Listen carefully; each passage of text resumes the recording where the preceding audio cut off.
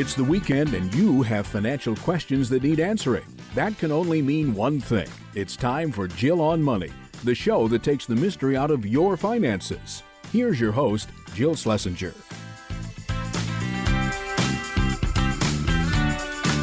Welcome. It's the Jill on Money Show. This is the program that attempts to take the mystery out of your financial life. I am Jill Schlesinger, CBS News business analyst and a certified financial planner.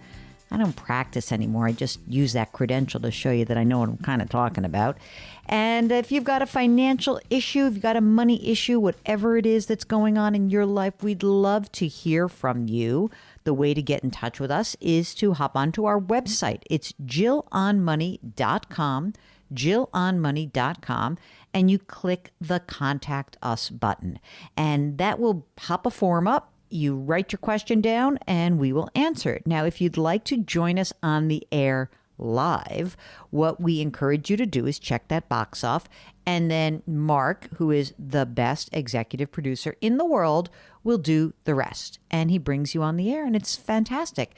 Today, we are starting the program with Marla, who is in Florida. I am currently going through a divorce that's taking way too much time. It should be simple: assets, liabilities, alimony. Unfortunately, in the past 6 months, my spouse has cut me off completely, and now we have the attorneys involved. It's just a waste of time, honestly. So I'm doing fine. I have a full-time job, but I don't earn a living wage. I am looking for greater income, greater benefits. However, in the interim, we had sold our house, and I had walked away with over $100,000, which I earmarked for, retirement and or investment purposes. Unfortunately, since my soon-to-be ex cut me off, I have been digging into some of that money. That is cause for concern. Hopefully, as the divorce resolves, I'll get some of that money back. But in the interim, I'm trying to be really careful with it. Using the small income that I do have to live off of. However, the shared liabilities, such as 2 credit cards, need to be paid. So I'm doing that. That's coming from that $100,000. So each month, I'm digging into that for health insurance, for the credit cards, for my rent. I rent a condo right now. I just want to make sure that, there's some hope for my financial future. Well, there's always hope. Come on now. We're going to give you hope. So first of all, are those credit cards in your name or his name, or is it a joint? So what I had discovered, I had opened those credit cards for him. However, recently discovered that they are in my name. But here in the state of Florida, he had been using them. So the debt that's on them, I would say anything that I've incurred since the date of separation, I would be responsible for. But the total right now of those cards is about $27,000. Because it's in your name, there's a question of whether you're going to be on the hook for all of that, half of that, or whatever is accumulated since the separation. Correct. Okay, I got it. So you sold the house, which is like a miracle that you were able to do that. What other assets are out there that you think you'll be able to split? Like, what do you think, when all is said and done, most of this stuff is nonsense because you're right. Usually it's like, okay, we're splitting the assets. So what assets are out there that you would be able to split? So there really is not a lot. I do have some jewelry I'm hoping to keep so I can sell it. He has a gun collection. Perhaps there's some value in that. But other than that, the only thing I have is a Fidelity account. And that's only about $13,000. He too has a Fidelity account, and I don't know what other assets because he's essentially, for lack of a better word, hiding now. Oh, I see. And does he have a retirement account? He had worked, and does he have a retirement account? And wouldn't you be entitled to half of that account? Right. So what he had done in the last few months is he quit his job. So yes, there were benefits. So for example, even in addition to that, I had a Select Cobra, which I'm also paying for about $600 every month. But other than those assets, no, we had made a division of the sale of the house. And at the time it was fair and agreed upon. So the only thing that we know at this point is that he may or may not have some retirement account that he's squirreled away someplace, right? Correct. Although, I mean, it's easy to figure that out. I mean, that is like a huge no-no in divorce to start trying to hide your assets. I guess if, he sounds like, by the way, it sounds like you're well rid of him, Let me just say that. Sounds like a real charmer, this one. I hate when people are financially punitive. It's like, okay, dude, come on. Just let's not go through this. But let's just say worst case scenario. Right now, I wanted to look at the worst case scenario would be you have the $100,000. Is there still $100,000 in there or less than that? No, there's less. I'm at about just shy of 70,000. No, Okay. no. I wrote down 68,000. Okay. 68,000. Correct. Okay. So it is possible that somehow in this negotiation that you're going to be able to prove that some of this credit card stuff that he ran up, right? Correct. Okay. Let's say half of it is yours. Let's say that that's going to be it's going to be so annoying to you, but you know what? Divorce is annoying and it's financially horrible. So let's just pretend at the end of the day, you're going to be like, I'm stuck with 13 grand of debt. He gets 13 grand of debt. We each keep our Fidelity accounts and we're done. Like we're just done. Right. And in which case you'll sell whatever's in your Fidelity account. You pay off the credit card bill. Unless that's not a retirement account. Is it that Fidelity account? No. Okay. It's okay. Don't worry. It's just like we're going to get rid of it because I don't want you to have that debt floating around. Agreed. Okay. So then you got this 70 grand that's left. So then my question to you is, you have a job right now. How much is that? What is that annual pay that you're earning? $40,000. So what do you hope that you can get to? Like when you're going to get another job and you're going to be like, you know what? I don't think it'll be 40. What do you think it could be? I think, what I'm hoping for is 120 a year, but what I will survive on with, a good income, a good livelihood can be around 70,000. Oh, I wrote down 80. See, that's what I wrote down on my page. Do you have some sort of training or degree that would allow you to get such a job? Or is this just like, how come we don't have the 80 now? Because I spent 20 years raising a family. Yeah. Oh, yeah, there's that. So are there kids floating around? Not underage. Okay. How old are they? 21 and 22. Wow. They're young. Are they living with you? No, they're in college. That's good. And do you expect that do we think they're coming back around? What do you think? I think one will and one will not, but it depends on their, postgraduate work. Okay, but that's on them. They know that you're not the bank of mom has closed, right? Correct. Okay. Yes. And they okay with this? I feel bad for everybody. This is a terrible situation. Well, I try to be rational about it, and they're big boys, so I can have a conversation with them. Okay. And, the only one that's hurt really is my soon-to-be ex, and hurt people. So yeah. That's unfortunate. Mm-hmm. Yeah, it sure is. We'll get back to Marla in just a second. If you've got a financial question, you're going through a big transition, we'd love to hear from you. Go to JillOnMoney.com, click the Contact Us button, and we will do the rest. We'll be right back.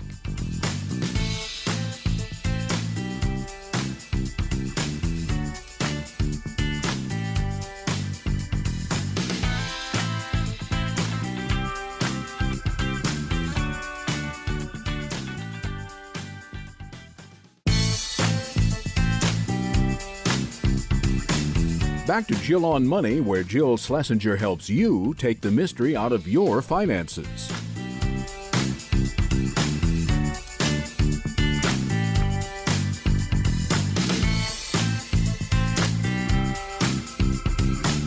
You're back. It's Jill on Money, and we are trying to help you make better financial decisions. If you need more than a radio show host and executive producer, both of whom are certified financial planners, but not practicing in the business of providing financial advice on an ongoing basis, we have real day jobs, we would encourage you to check out our sponsor, Facet Wealth. Facet Wealth really does do something that I think is important. It provides financial planning for everything that your money touches. It's essential to your well-being, really.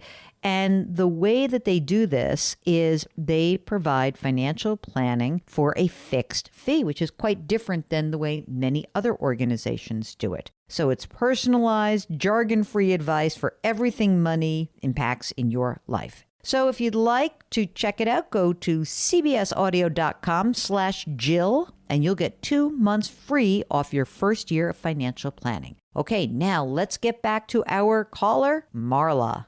Okay, so here's your game plan. First of all, take a deep breath. You are in serious rebuilding mode, all right? And you're going to be okay because you're willing to work. How is this Fidelity account invested right now? I believe it was so long ago, and I believe it was poor advising, and it's all in mutual funds. Okay, so here's what I'm thinking. And a small amount of cash. I'm sorry to interrupt. Oh, that's okay. I'm thinking just blow out of the Fidelity fund right now. Just get out of everything and put it all into your bank account. And make sure that bank account is just in your name. You need Correct. cash. And I want you to have, so just replenish that. Whatever comes in terms of the settlement of this divorce, whether it's debt relief or alimony or extra money, icing on the cake. I am not counting on anything else. Okay. I'm really not. So that means that as soon as you get a job, you've got the same old priority that I would give your sons, which is there are 3 major issues to deal with. An emergency reserve fund, which you will have because you have that, the pay down of credit card debt, and we're going to get you there. And then you'll slowly start to put money into a retirement account whenever you get that bigger paying job.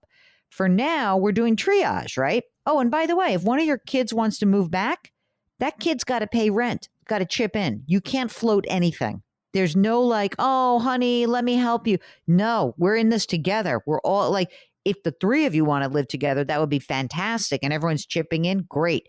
But you cannot float any money. Right now, we are, again, rebuilding mode. And you haven't worked for 25 years, and or you haven't worked out of the house for 25 years. And now you've got your future ahead of you. And you're in your late 50s, and you're going to hopefully work for 15 years and have a great time. And you're going to be independent. You're going to be self-sufficient. And you are going to hopefully, I'm hopeful that some of this stuff looks better 6 months from now. But if it doesn't, you'll be able to take care of yourself. And that's it. That's really all that has to happen right now. I mean, what's also fascinating to me is, each state does have a different rule around debt and credit and divorce. So if everyone else is listening, the lesson of Marla is never have joint credit cards. Only have a credit card that's in your own name and never have somebody else's name on your account because it's not necessary. Keep your credit card separate. The only reason we have joint liabilities is like when we need somebody to help us buy a home, for example. So then we have yes, we're both on a mortgage. There's never any reason for you to have a joint credit card. And that's actually a nice division right there, which is like, you take care of yours, I'll take care of mine. Thank you. Frankly, it would have been great if it was all in his name, but you probably wouldn't have stuck him with it if you were responsible, because that sounds like the kind of person you are. Now, any life insurance policies floating around? So, yeah. So I have a $250,000 term policy that is 20 years. So by 2039, that will mature. And also, I am owner and beneficiary of his life insurance policy. What's the face value of that? Oh, it's a 20-year term, and it's a $1 million policy. You are the owner. You're the beneficiary. Are you paying the premiums? You bet. And yeah. You should. Is he in terrible health? Allegedly. Okay. Well, then keep paying it. And then as soon as your policy, your 250 is up, do not renew it. You're not going to do anything with that. So now, what about estate documents? I mean, you really need to make sure this is tightened up right now also. Meaning?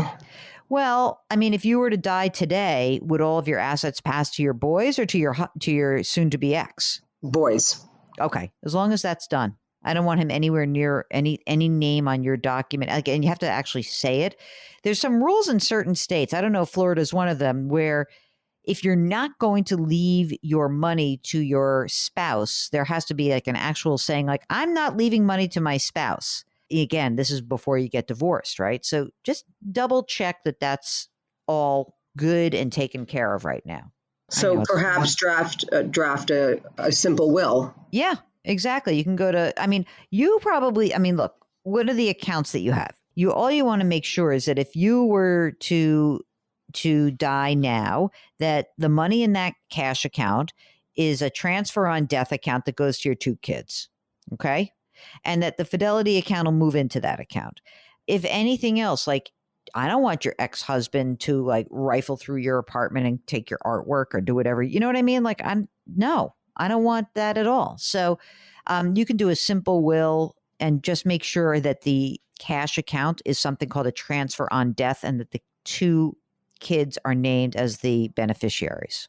Okay. And that will actually allow you not to do a full will if you don't want to pay for it. You should get a healthcare proxy, name them the ones who can take care of business. Well, yeah, because he'd be the one pulling the plug right now. Yeah, no kidding. So I just want to make sure. So, again, you can probably do this online, but I just want to make sure that's in place. Okay. So what I just need to hear, if you don't mind, is to know that as I go ahead and move forward and move on to a better paying job, that as I can build that retirement fund and I can have it to live and retire comfortably on. I have enough time. Well, you're not going to stop working for a while. Okay. So I'm not going to blow smoke. It's going to be hard for a while, but you're going to get through this. And what you're going to do is you're going to get back on your feet. You're going to work really hard. And you're going to put money away, and you're going to try to put money away when you have a retirement account that's available to you. And we're paying off that credit card debt. Hopefully there's not a lot there, but you're going to help pay that off. And you're going to put money away into a Roth IRA probably, and that'll be like your beginning point. And you're going to build everything up and you're going to hold your head up high. And then you're going to be 70 years old and you're going to be like, holy smokes, I'm collecting Social Security. I'm still working. Life is good and I am in control. That's what I am hopeful for you. Thank you so much for that. That's what I needed to hear. I'm feeling confident, but I knew you'd point me in the right direction, and I'm grateful for that. So thank you. Oh, listen, I'm sorry that you had to go through all this. It just stinks. But I think that your willingness to like put yourself out there, work hard, that's what's going to get you out of this. And as I said, just one more reminder, because you are a parent, and I know I have to say this to parents over and over again, you cannot afford to float anything for these kids. They know that. Now you just have to believe that. And you're not a bad mother. You're not a bad parent. That is just financial reality. We are taking care of you right now. They will be fine. You've got the college thing done. It's good. They're going to be okay. Yeah. And I have to share that they have been very understanding of that. So they've received that well. Good. And I'm fortunate. And I don't have that mommy guilt. Good. I'm a realist, so good. Thank you for driving it home. I appreciate that. I tell it for you, and I tell it for some other people who might be listening. You never know, right? We have a big community. All right, Marla, take a deep breath, lady. We're here for you. Let us know how things go. Stay focused. You're going to get this, okay? You're awesome. Thank you so much. If you're in a life transition and need our help, just hop onto the website, JillOnMoney.com. Click Contact Us. We'll be right back.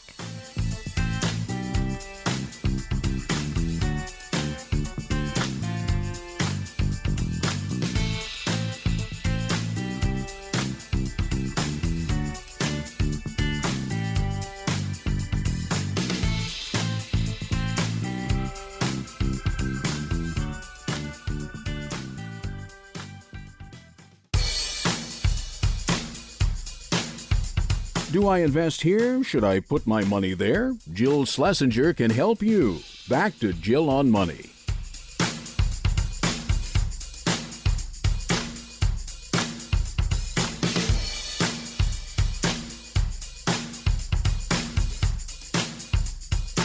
You're back. It's Jill on Money, and we are here trying to help you make sense of the topsy-turvy markets or answer a financial question that's pressing, or maybe even start discussing your year-end financial planning. Whatever it is, all the information that you seek may be in one very easy place, JillOnMoney.com. That is our website. You can click the Contact Us button and we'll get you on the air. That's what we have done with Brian, who's on the line from Tucson. Hi, Joe. Hi, Mark. It's great talking with you guys. I have a question regarding basically some retirement calculators I've been looking at. Okay. I'm in my early 50s and am thinking about not necessarily retiring, but I'm thinking about changing careers and working less and basically going on to maybe like my next endeavor. So I've been running, the numbers through various financial calculators, and they all are basically telling me that I could retire right now if I wanted to. Okay. And with the money I've saved up in retirement accounts and outside of retirement accounts, with how much I need to spend, at least as of today, on an annual basis, I would still end up with quite a bit of money left over come age 95. And it just seems a little too good to be true. Okay, so let's think about this. Let's run the numbers with you very quickly without going into deep dive detail. I know that you don't want to have to give us every single thing, but why don't you give us right now, first of all, what do you need to spend on a monthly basis? So right now I spend between $3,000 and $4,000 a month, and Okay. I track that, and that's a pretty accurate number. So let's just say four, just so we have like the bigger number, right? Are you married, partnered, single? I am single, no kids. Oh, this is already becoming an easy scenario to figure out how you're going to do. How much do you earn right now, Brian? I earned around 140,000 a year. Tell us about the savings that you have accumulated. So let's see what the calculators are crunching for you. So I have a traditional 401k with around $705,000 in it. Mhm. I have a Roth 401k with around 31,000, and then I also have a rollover IRA with 110, and a Roth IRA with 500. Wait, 500 grand, right? 500,000, Okay. yes. What about non-retirement accounts? I also have a brokerage account with some Mhm. ETFs that are worth around 130,000. Great. I have an HSA with around 23,000 in it. I have I bonds that I just bought this year, so I only have around 10,000 plus a little bit of interest. Mhm. And then I also have around 210,000 in just cash, not including my emergency fund, for which I have around $70,000 in that, which is for emergencies and some upcoming expenses. Okay, so you're saying you've got 210 in cash plus 70, so 280 in cash right now, right? Yes, Okay. House, do you own a home? I do own a home. It's worth around 500,000. There's no mortgage on it. There's no debt at all. Wait, let me just do my quick calculations right now because already I'm like, okay, wait, are you laughing, Mark, in your background? Is that what I hear you laughing? You're giggling, aren't you? I don't have to run a calculation, Brian. You're so fine. Why? What's wrong with you? Why are you making yourself crazy? You only spend 4 grand a month. Yeah, and I think that's the kind of like the saving grace when I look at the numbers, because the calculators do include Social Security. And Social Security, let's say you draw it at what's your full retirement age? 67? My full retirement age would be 67. Yes. Okay. What's the amount at 67? At 67, it's like 3350. 3350. You would have no pension, right? Correct. Okay. But you're saying next endeavor. So are you going to go from 140 to zero or 140 to something else? I don't want to stop working because I think I Mhm. get bored after probably a month. Right. But I don't want to. I don't want to work full time, and I don't want to. I work in IT Mhm. for a large corporation, and I like to do something outside of corporate America. You mentioned in one of your calls recently to some guy about doing a fun job, and I Yeah. kind of like to do something fun, something that just keeps me busy, and maybe brings in nowhere near what I'm making now. Oh, Maybe even close to a quarter what I'm making now okay. is what I'm But looking at. how about this? What if I said to you, all you need to do is get a job that either can cover the cost of your health insurance or have health insurance offered to you? Let's say you were like, you know what, I really, what I love is I'm going to make something up here. Like, I work for Big Brothers of America, and I'm going to do IT projects for like nonprofits, and that'll be 30 or 40 grand a year. Okay, that would like cover your health insurance, really. But that's really the only big expense you're going to have, because even at Yes. 4 grand a month, even if I put an extra 1,000 and made it 5,000 a month, because you'll need that for, I don't know, 12 or 13 years till you have Medicare, right? So even if we made it $5,000 a month, I think that everything is fine because all you really need to do is bring in enough money until you start claiming Social Security to pay for your health insurance. And everything else should be okay. I'm curious for all the listeners out there. I mean, you make a good salary. You're not making a ton of money. At some point, were you making a lot more money? Like, how did you save all this money? Well, I've worked for the same company, for 30 years, and I've had a decent, match to my 401k, and I've started my 401k from the very beginning. When I first started work 30 years ago. So I've been saving money all along, but I definitely, haven't been making, this much for my whole career. But it's been at least a good last, maybe 10 years or so where I'm making, over 100,000 a year. But do you feel like there's any way to stay with this company and work less? Or is it like you're done? Are you fried? I'm pretty fried. It's a fairly stressful job. I do a lot of project management work, and there's a lot of reorganizations that we've been going through. And just after 30 years, I'm just kind of exhausted and feel like I need to, do something else. And I'm not necessarily, wanting to, there's a little bit of benefit for staying until I'm 55, which is like in another year and a half. But, definitely by then, if not before, I really do want to, move on to something else. And just because it's been such a long period of time within this career. We'll get back to Brian in just a second. Hey, while you're on our website, JillOnMoney.com, don't forget you can sign up for our free weekly newsletter and you can pre-order my new book. It's coming out in January, The Great Money Reset. All there right at JillOnMoney.com.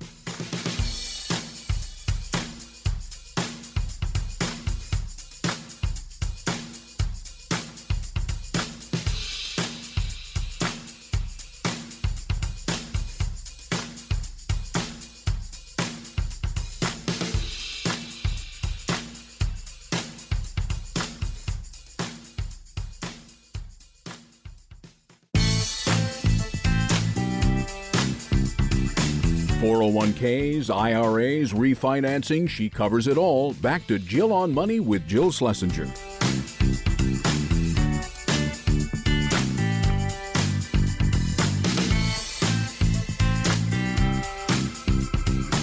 You're back. It's Jill on Money. And let's get back to Brian from Tucson. Well, what is it that you don't believe about the calculators? That's the other thing. That's my other question I have. It just seems too good to be true. And I have used multiple calculators. I'm not just relying solely on one. But knowing that, I need to have enough money if I retire at 55 to last me until I'm at least 95. The one that I mostly use, it actually tells me that I'll have more money at 95. Right, you got to spend more because start. otherwise, right? Exactly. You're a net saver essentially because you have all right. So let's just like big picture math. You've got $1.7 million that's accumulated approximately. 1.7, a 3% withdrawal rate, jams out 50 grand a year, which you don't need all of that. I'm just saying that like depending on what you need, you'll need something like 20 or 30 grand a year, which, to supplement whatever you're earning for the next some years. Then you claim Social Security. So you have 12 years where you're going to pull some money out of the portfolio. And then you're going to claim Social Security, which is really and you'll have Medicare. And so your expenses actually could drop a little bit and you're fine. I mean, you are absolutely fine. So the big question is really like, what do you want to do and how do you, and I get it. If you want it, certainly for 18 months to get a big bump is a nice thing or to get some extra money. But after that, I would spend the next 18 months figuring out what you really want to do next. You are essentially the person who I wrote my book for. I'm not even kidding. Because to me, you've done such an amazing job of saving, of living within your means.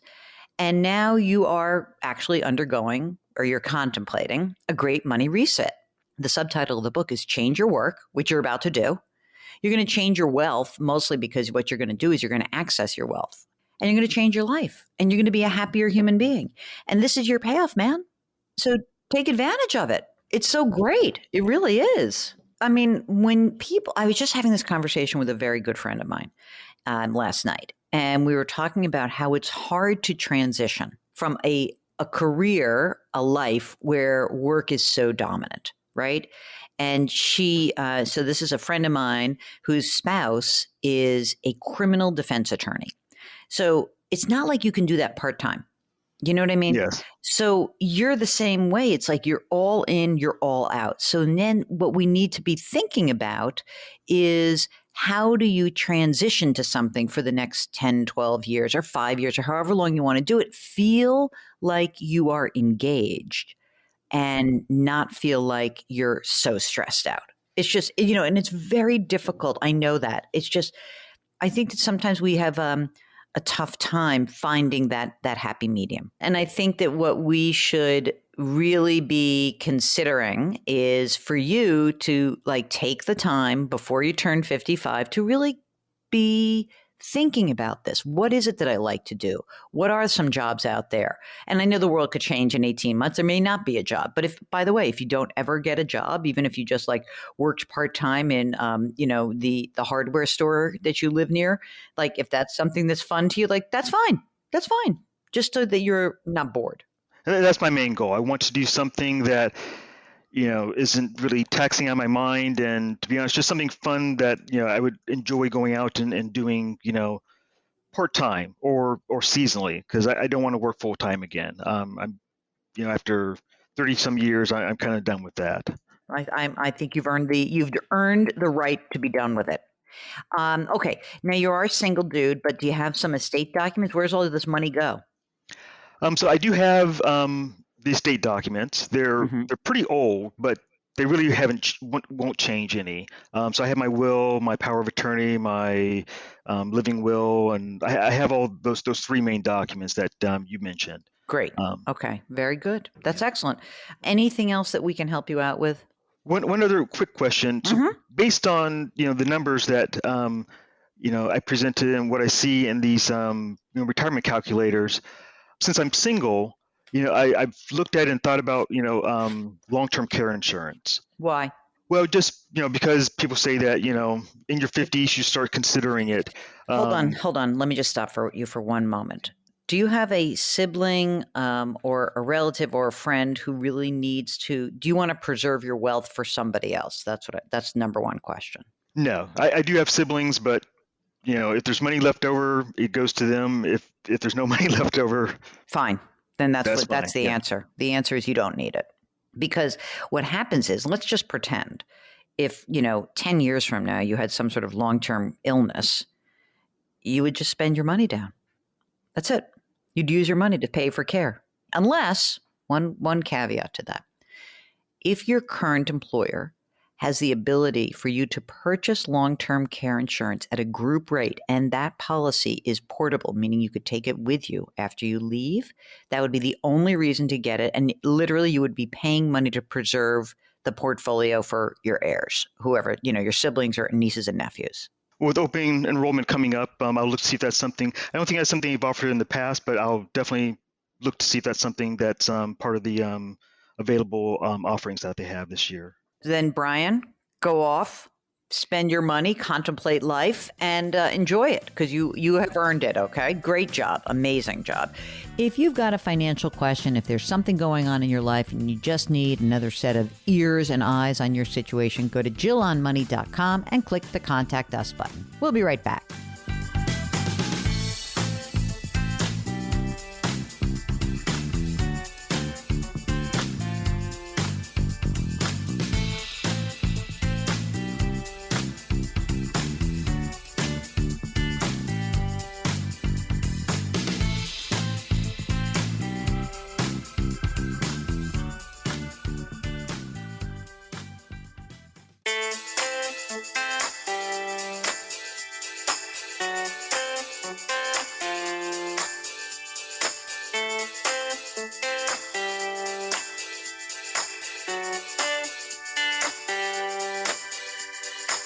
You're back. It's Jill on Money. And before we finish up for this hour, we are going to answer an email question. This one is from Mark, who writes, I'm in my first year of retirement, age 66, and I know that you are a major cheerleader for the traditional IRA to Roth conversion. So here's my big question.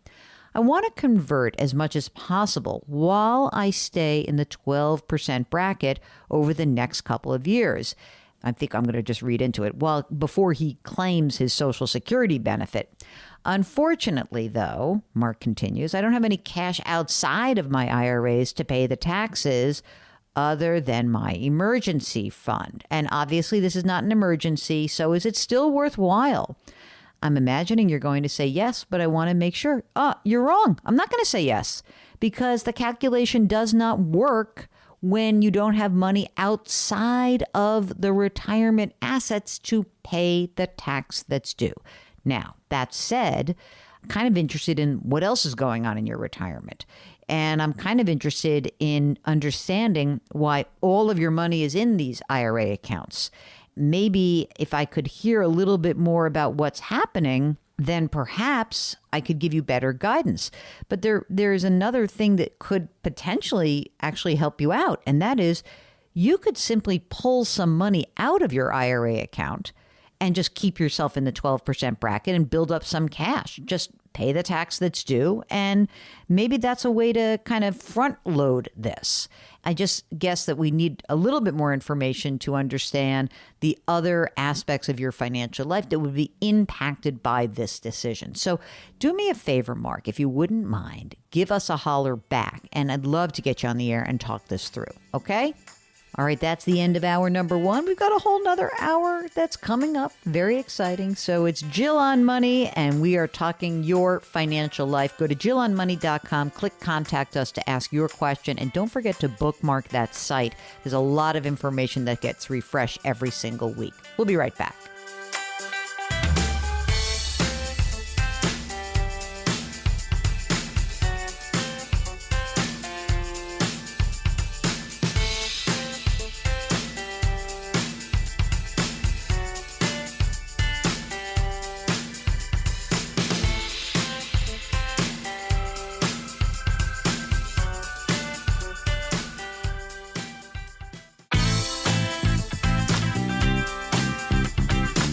It's the weekend, and that can only mean one thing. You're listening to Jill on Money, the show that takes the mystery out of your finances.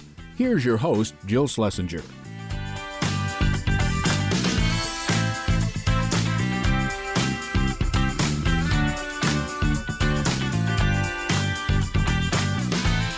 You're back. It's Jill on Money, the program that attempts to take the mystery out of your financial life. This is our second hour. And if you missed any part of this broadcast, here's something that's kind of cool. If you go onto our website, JillOnMoney.com, you can listen to the part of the program that you missed. What else can you do on that website? You may be interested to learn that we have a podcast. We have two podcasts. You can subscribe to both of them right there on the website. Okay, right now, let's talk to Christian from Virginia.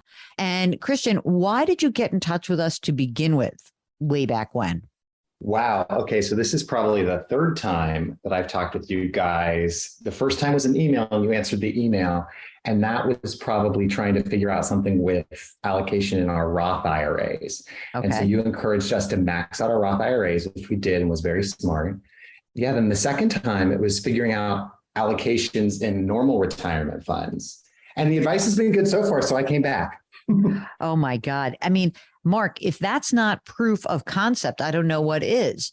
So tell us what's going on with you and how we can help you out for the third time's a charm. And by the way, Mark, don't let this guy come back on. 3 times is enough. I'm just kidding. You come on as much as you want. So what's going on today? Yeah, absolutely. So my wife and I are 30 and 27, and we're kind of wondering what to do with recent raises. So between my annual promotion, my annual raise, and her promotion she just got, we're going to make an additional $22,000 a year. Wow. Wait, what were you making? Probably combined, it was close to 130. So now it's about 150. Congratulations. That's wonderful. Thank you. Yeah. So she's in public education. So she'll make $64,000. And I make $86,000. I work for a nonprofit organization. Okay. And so we're just kind of figuring out, should we sock it away in our emergency fund, or should we ramp up what we contribute to retirement? That's kind of the big question. Okay, let's do a few other things. So you're 30 and 27. Do you have any children?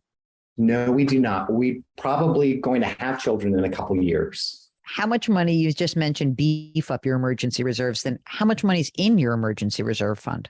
About, I would say, $15,000 or $16,000 in a liquid emergency fund, and then we have $10,000 in I bonds that we could tap into. Right, if you had to. And do you guys live in a home that you own, or are you renting? We do live in a home that we own. We have about, I would say, $220,000 left on the mortgage, and the home's probably worth, I would say, $350,000 to $375,000. Do you happen to know the rate on the mortgage? 2.875. Okay. How about retirement accounts? So first, let's do your wife, because you said she's an educator. Would she, if she stuck around long enough, be entitled to a pension? She would be entitled to a pension. Her plan's kind of hybrid. So there's a portion that's kind of like a typical retirement account, but the pension portion, I've just put numbers in the calculator. If she stays, long enough to retirement age, it would probably be about $20,000 a year. That's just our guess. Yeah, that's pretty good. And then what else does she have? A 457 or a 403B? I believe it's a 457. But all of hers is pre-tax. Okay. Contributions there. How much is she putting in there? She puts in about 5% of her salary in that. And then I think it's 4% goes into the pension portion. And what about you and let me ask, one other question. What's the value of her 457 plan right now? Between they're two separate accounts. I'm not sure how they split out. One's a 457, one's a 401A. Between those two, it's probably about $15,000. Okay, now let's get to you. So I just upped it since I got my annual raise. So I now contribute 10% to my company's plan, and that's all Roth contributions. And they throw in 12% each year. What? Yeah. So they'll match dollar for dollar 4%, and then they give everyone 8% once a year just because. That's a sweet benefit. And you like it there. You're going to stick around? Oh yeah, they are fantastic. I'm very happy to be working there. Once you upped it to 10%, how is the cash flow? I mean, I know that you have this extra money, but how did it feel? Did it feel like we have even more money, or what do you have now, like left over, do you think? I still have a little bit left over on that side. So I think my take home pay is up, maybe like $100 a month or something. So it's not like I'm hurting for having upped that a little bit. And we're just kind of getting used to her paychecks, because hers was the real raise. It was, like $18,000 or something crazy like that. And so we're just getting used to her new paycheck. And we're thinking it's probably going to be like $1,100 a month extra out there. So it's a nice chunk of money. How much money do you think you actually spend every month, just out of curiosity? No, I'm not going to hold you to it. And you can be, it can be a little bit bigger. Yeah, we'll go on I suppose, the bigger side of things. So all of our expenses, and this doesn't count for maxing out our Roth or any like long-term savings, we probably spend $5,500 a month. You know what I think you should do? Your inclination of, should you first started this like, we have extra money, should we beef up our emergency reserve? Yes, definitely. I think that emergency reserve should come up to, I don't know, probably at least twice that. I would do that also because, especially if you're going to have kids in the next few years, we would like you to have a little bit of liquidity. I really think that's important. And is there any work that you need to do in your home in anticipation that like you're going to have a baby? Do you have to like re-outfit a room or anything like that in the future? No, we had a water problem earlier this year. So we got new floors upstairs. So, that takes care of the big house projects. Good, great. Being. I mean, I think it would be great if you guys could use this time, I don't know, it's 3 months, it's 6 months, whatever it is. If you had, this $1,000 a month going into the emergency reserve fund, see how you're doing, get that going. And then I'm thinking, I mean, your wife is because she's an educator, I don't think you have to have 12 months that's saved in the bank, but I do think 6 months would be great for you. And that would mean you'd have about 30 grand. So, if you could save a little bit more money in there and get that number up, and then I do think putting more money into a retirement account makes sense. The thing that I was wondering is that oftentimes teachers have plans that when they have their deferred comp, the plans themselves kind of suck. Like they're often big fat insurance contracts. Do you happen to know what the plan is that your wife is offered in the 457/401A? Just also, what's your 401k? Mine's with Principal, and I'm not a huge fan of the fees. It's invested in index funds. But the Principal itself has high fees. We'll get back to Christian in just a second. If you would like to join us on the air, maybe you've got an update of your situation, just go to JillOnMoney.com, click the Contact Us button. We will be right back.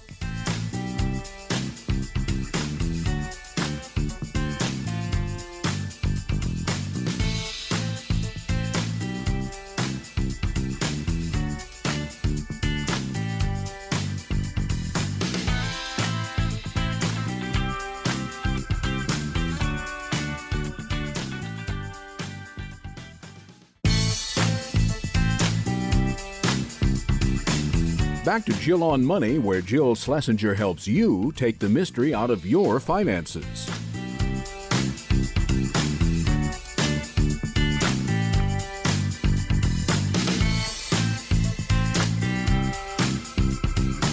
You're back. It's Jill on Money, and we are trying to help you make better financial decisions. And we do that by having you go to our website, click the Contact Us button, and then we get an email, or you check the box to see if you'd like to come on the air. But obviously, this is sort of a short-term fix. If you really think that you need more significant and ongoing financial planning, then we encourage you to check out our sponsor, Facet Wealth. Now, what Facet Wealth does is they provide financial planning for everything your money touches. And I think that's kind of smart, right? The difference about Facet Wealth than many other financial service providers is that they are able to look at you as this holistic person. And I think that's because they're always giving you advice delivered by certified financial planners. And, Mark and I are both certified financial planners. What does it mean? It means that as a CFP, you always have to put your client's interests first. And I think that's very important. But I think more than that, in some respects, the CFP is the kind of person who tries to look at your life first and then sees how your money can help you reach your goals. So if you are interested in personalized, jargon-free advice for everything money impacts in your life, and you need some help maybe executing a game plan, you should check out Facet Wealth. And you can do that by visiting cbsaudio.com/Jill for 2 months free off your first year of financial planning. So check it out. Okay, now let's get back to Christian. Now that we've had a recap of what brought him to us originally, now let's figure out what comes next for Christian and his wife. You're both maxing your Roth IRAs already, right? Correct. Where are the Roth IRAs held right now, Christian? Well, mine is split between Vanguard, and I have some held directly with American funds, but hers is held with Vanguard as well. All right. So why don't you guys, this is what I think we should do. Right now, you have 25 grand in emergency reserve. Let's get that to 30, 35, with more liquid. Okay. Then once that's done, I think open a brokerage account and get it invested in low cost index funds. And, you can even think of it as like, we're building the slush fund for the baby fund because, things start, right? That's what I would do. You're going to have a lot of retirement money. You're doing a very good job saving for retirement. I know this probably to many people listening sounds sacrosanct that we are like, oh, you're not telling him to max out the retirement. It's just because these plans aren't so hot and the cost of investing for you guys is pretty low in the other places that again, if you're listening, We're talking, when we say other places, a Fidelity, a Schwab, a Vanguard, a TD Ameritrade, a T. Rowe Price. These are places that offer very cheap index funds, and they create platforms that are really easy to use. So I think that would be our advice. How does that sound for you, Christian? I feel like a brokerage account feels good and it makes sense because it's something that we could tap into, because I feel like we're doing an okay job saving each month for, like trips, or if we need to, like our short-term savings that we need. Yeah, but you're doing a great job, not just an okay job. You're doing a great job. I am more of a fan of having you guys really try to build up your liquidity. Again, if you were in this incredible plan where it was really cheap, I would say, yeah, let's do it. And we can build this other stuff up later. But now, why not do it now? I think it's great. So my wife has some student loans. Some of them are being forgiven because she'd been a public school teacher in a low income school for a certain period of time. Fabulous. But what we found out during the loan forgiveness, we had been paying all during COVID to try and get her loan balance down for the rest of what wasn't covered. We've read that we can get kind of a refund on what we paid, which is great. So we would have about $8,000 as long as the process is coming back to us. My question is, we did get a car recently. Can I just throw that amount at our car loan, or is there a better way to spend that $8,000? What is the interest rate on the car loan? Pretty sure it's 3.3%. And what's the other student loan debt that will remain when the clock starts ticking again in January? So there actually won't, as long as her big chunk of teacher forgiveness comes through, that'll take care of the rest. So there won't be any additional loans. Whoa. Yeah. Mark, you want to pay down the car loan, or you want to put that in the savings account and just then start the brokerage account immediately?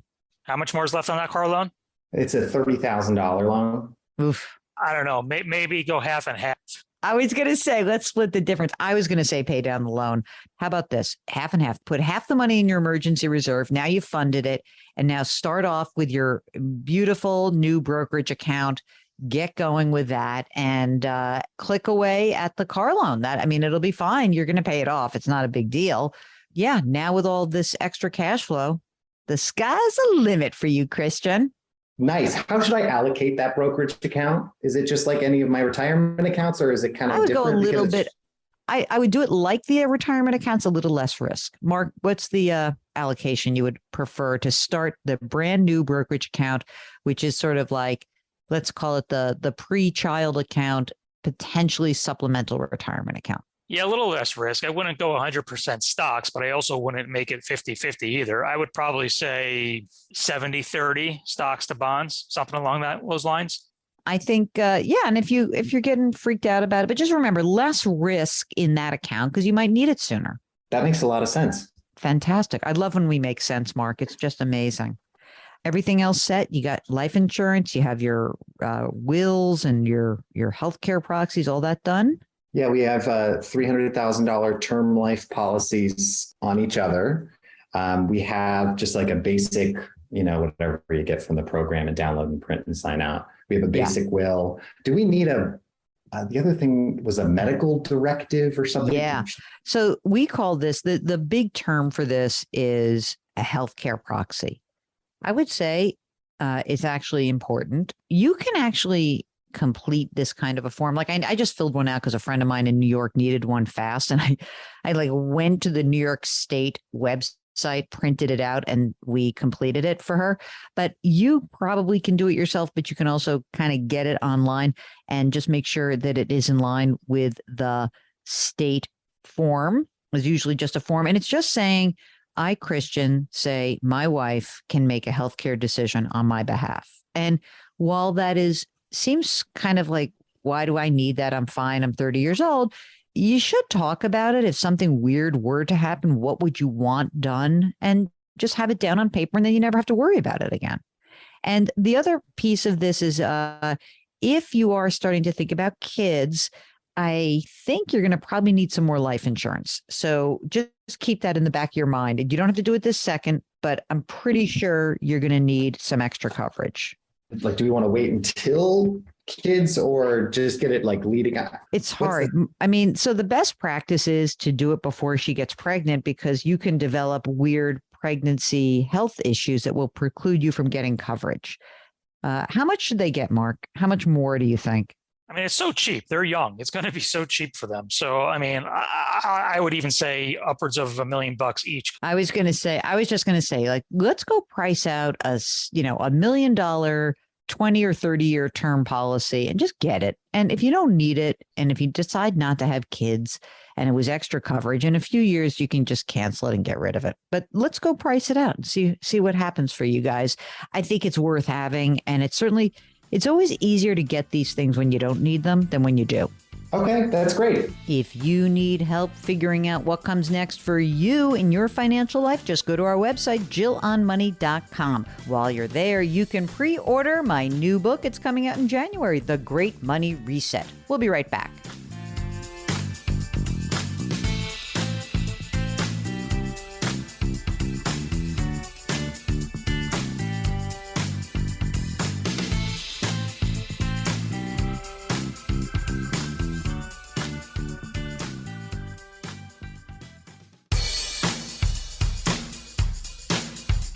Do I invest here? Should I put my money there? Jill Schlesinger can help you. Back to Jill on Money.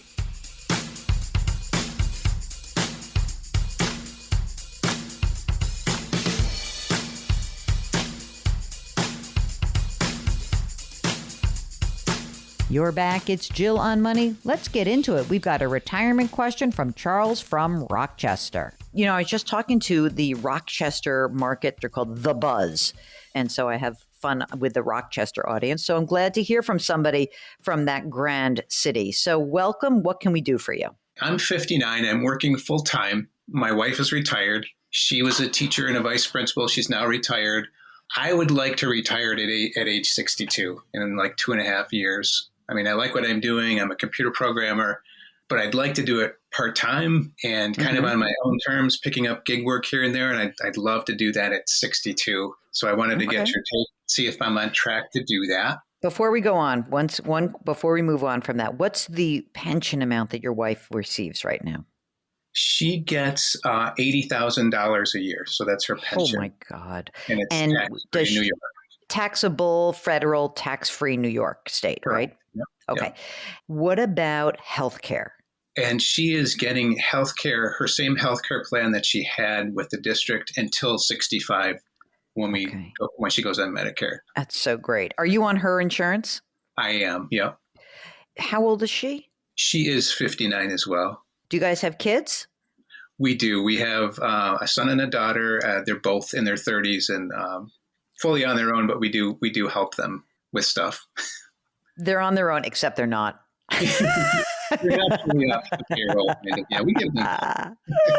I love that. Okay. So, Charles, how much do you earn right now in your full-time position? I earn, including my bonus, it's around $150,000 a year. How much do you figure you guys need to live on? Like, let's just say you retire in 3 years. What is the amount that we are shooting for that you need for your expenses? I did like a monthly budget a couple of years ago, and it came out around $7,000. I haven't gone back and updated. Let's inflate that. Let's just say $8,000. Yeah, $8,000. That's probably reasonable. Yeah, or even we can do more, but let's just say would you be more comfortable just saying $9,000 just so we have it? Let's do that. That's okay. A little better. Yeah. And will you be entitled to any sort of pension when you retire? I will have a very small pension. I think it's $7,000 a year from a job I had at a hospital. Okay, so I'm going to say that your pension income will be $87,000 a year. Okay. Will you both be entitled to Social Security? Yes, we will. Okay. Do you happen to have those amounts at your, let's call it your full retirement age? Give me those amounts. I'm doing this based off memory. I think it was $32,000 for myself, and I don't know what it is for my wife. Well, it's probably, you said she was a principal? Yes. Yeah. So she made a lot. What was her last year of work? What did she earn full time? She was around 135,000. All right. So, we essentially know that by the time you guys get to your full retirement age, your pension plus your 2 Social Security checks will more than cover your needs, right? Yeah, I think so. Yeah. Okay. Given that we know that, what's your concern right now? Well, my concern, one thing is, how am I I don't want to take my Social Security early and get hit with the penalty, right? I'd rather wait as long as I can to do that. Mm-hmm. So I just want to make sure that, I have enough to tide me over, through that interim period until I turn, 66. Okay, so let's talk about what you have. So tell us about your retirement account savings so far. So the retirement amount savings, I have an IRA with Vanguard with index funds, $472,000. Mm-hmm. I've got a Roth IRA with Vanguard, $78,000. And I have a 401k that has $515,000 in it. Now, what about your wife? Did she have, in addition to her pension, did she have a deferred comp plan? She did. She's got $60,000 in a 403b, and she's got the inherited IRA that I had mentioned with $275,000 in it. When did the person die? He died a little over a year ago. It was her father. Okay, so she has to get that out within 10 years, right? Yeah, from the way I read that, she's got 10 years to get it out. Yep. There's Which no is good. on when you can take it or what amounts. Right. Down in 10 years, right? Okay, so that's good. That's good. So it's last year. All right, this could work out beautifully, as a matter of fact. So I'm very happy about this. Okay, so now let's think about a couple of other things. Money in the bank or a brokerage account, in other words, non-retirement savings. So non-retirement savings, there's about $20,000 in a high yield savings that I use for like ongoing expenses, for taxes, repairs, that type of thing. Mm-hmm. $20,000 there. I've got about $20,000 in my checking, again, for ongoing expenses. Mm-hmm. And I've got kind of an emergency fund of $18,000 that's in a money market in Vanguard. And there's no other brokerage account, right? So most of the money is in retirement savings, correct? Yeah, other than this cash. And I also have a company stock plan with about $50,000 worth of shares in the company that I work for. How about a home? Do you have one of those? I do. So we have a home here in Rochester, and we also have a house in Florida that we go down to in the winter. Oh, snowbirds. Wait a second. What's the house worth in Rochester? That is worth about $250,000. Is there a mortgage still on that? There's no mortgage, no. Okay, what about Florida? What's Florida worth? Florida is worth about $350,000, and there's no mortgage on that either. Oh my God! And we also have a cottage, a summer kind of a vacation home. This is a cottage that her father built. It's been in the family for years. So we have that as well. Okay, so all three of these you want to maintain, correct? Yeah, we want to maintain, and there's actually a mortgage on that summer home as well. There's a $100,000 mortgage on that one. We'll get back to Charles in just a second. Go to our website, JillOnMoney.com. Bookmark the website because you'll want to come back. Mark refreshes the content all the time.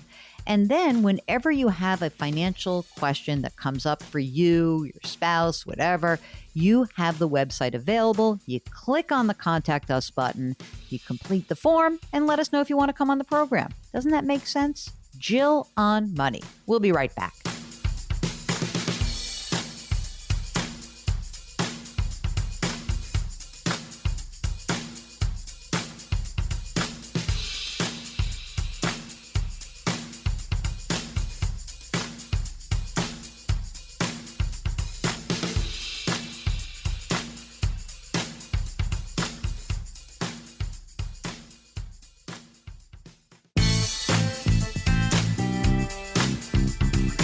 .401ks, IRAs, refinancing, she covers it all. Back to Jill on Money with Jill Schlesinger.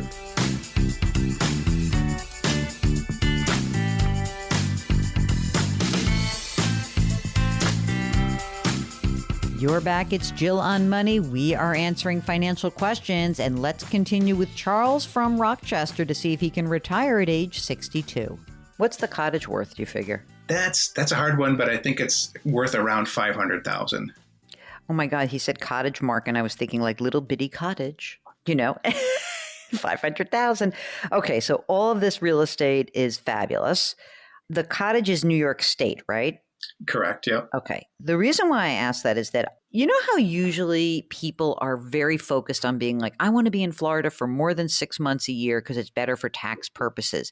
Can you guys just be careful? Because I know that New York State has been cracking down on teachers who don't spend at least 6 months or 6.5 months, let's call it, in New York to get that pension income not get taxed by New York.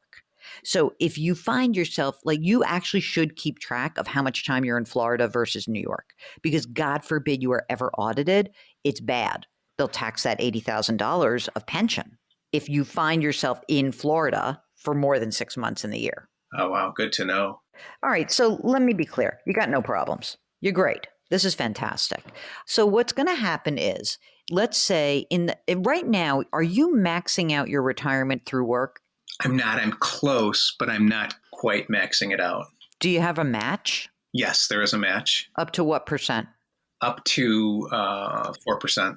I would do something completely opposite. Again, we're in like bizarro land because you're doing planning work for like making a big change. What I would do is I would put up to 4%, and the rest of the money I would stop contributing to retirement accounts. I think you should build up your non-retirement savings in anticipation of the next 3 years, so that by the time you are looking, or whatever, 2.5 years, when you're 62, I want the money that's just in savings, checking, money market. I want you to have a little extra money, because we need to spend down some of your money for the 5 years that you are not going to be working before you claim Social Security, right? So I think there's a great combination here, because your wife has this inherited IRA. And what I would do is I would not take any money out now. I would wait until you and your income goes away. So at your age 62, you can divvy it up, probably be 6 or 7 years that you have to take the money out. Use that money every year to fund the gap between her pension and your little pension and your expenses. And then, because you actually know that you have to take that money out, you're doing so before you have other income, because it's taxable income to you, right? Let's see. The person died last year. So that's year one is this year, or was it last year for the distribution? When did the clock start ticking? I think it started ticking last year, because that's when all the paperwork went through at the end of the year, right before the end of the year last year. Okay. So let's pretend that you have 6 years to get the money out. Okay. But when you stop earning your 150, then she's going to take out what essentially is about 45 grand a year. Okay. You have to pay tax on it. So, it's going to add to your taxable income. So it'll be, here's what your taxable income will look like when you're 62. Her 80, your 7 from that old pension, and this 45. So it's not going to be like you're in a huge tax bracket. But that should be, I think that does it for you, right? Because when you think about what your needs are, even if you need a little extra money, then you can dip into the cash that you're saving between now and the time you retire. So doesn't that work out kind of nicely? Because it's sort of like, it's like a beautiful symmetry that, it's 87. I don't know. Let's just say that out of 45, 46, let's say you cleared 30. I mean, I think that this gives you your $110,000 a year after tax. And if you don't have it all, you will have saved up some extra money in your cash accounts. And I think it works beautifully. So delay taking any money out of the inherited IRA until you stop working.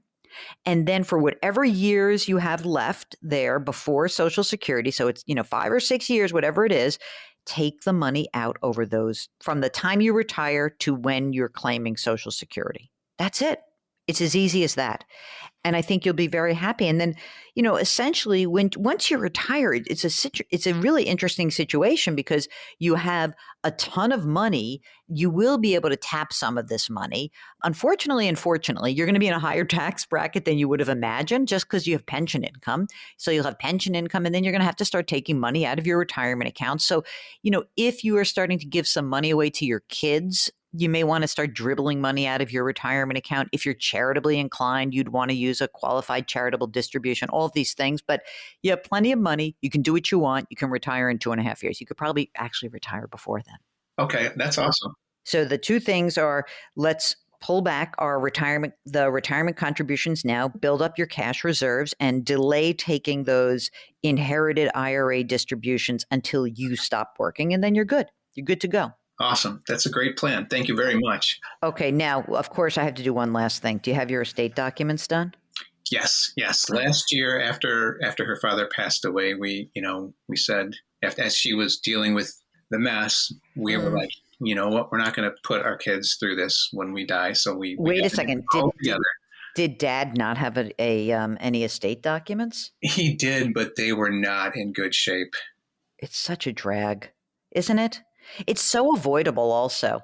Once you have to go through that yourself, then you're like, nah, never. That's never happening in my life. I absolutely agree. Good for you. Anything else we can do for you? Nope, that's it. Thank you so much. We'll be back in just a moment. Just one more segment for the Jill on Money program. We'll be right back.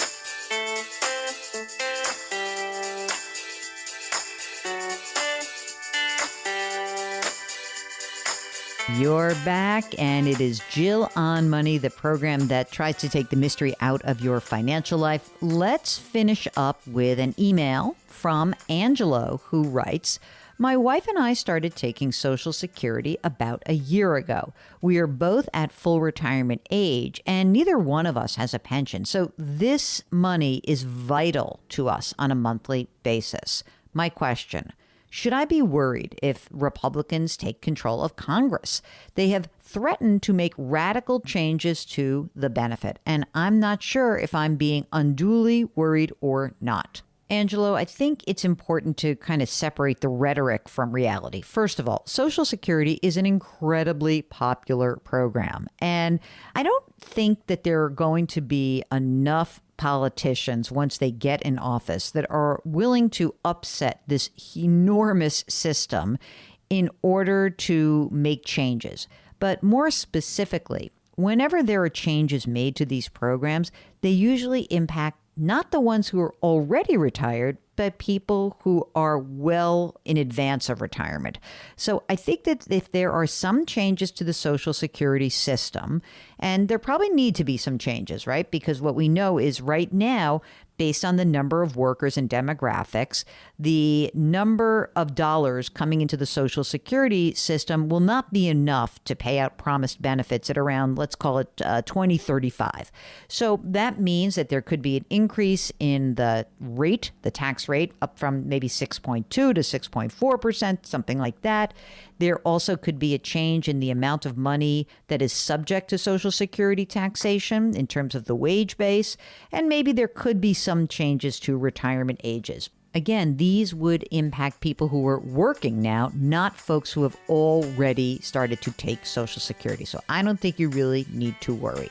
Okay, well, that's it for us this weekend. Our music is composed by Joel Goodman. Mark Talercio is our executive producer. We are so grateful that you listen every week. Try to do something nice for someone else today. We'll talk to you next week.